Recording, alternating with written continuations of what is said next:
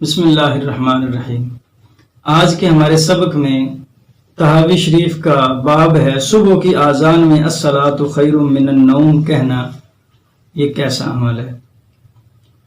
الصلاۃ خیر من النوم آذان میں حی علی الفلاح کے بعد پڑھنا، اس حوالے سے دو بنیادی طور پہ موقف ہیں۔ ایک موقف یہ ہے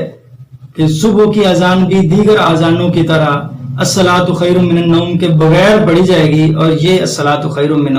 النوم پڑھنا مکروہ عمل ہے۔ ان کی دلیل یہ ہے کہ حضرت عبداللہ بن زید انصاری، جنہوں نے پہلی بار اذان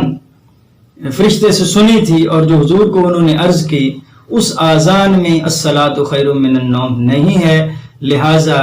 اذان میں الصلاۃ خیر من النوم کسی بھی اذان میں بشمول فجر نہیں پڑھا جائے گا۔ دوسرا موقف یہ ہے کہ جناب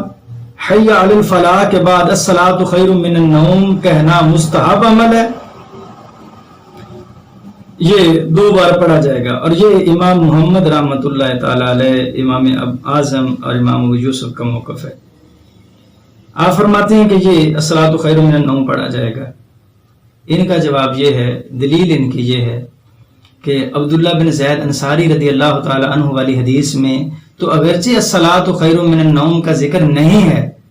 لیکن بعد میں حضور صلی اللہ علیہ وبارک وسلم نے خود آذان میں، صبح کی آذان میں ان الفاظ کا اضافہ فرمایا، اور حضور نے حکم دیا کہ حی علی الفلاح کے بعد اپنی آذان میں الصلاۃ خیر من النوم شامل کر لو۔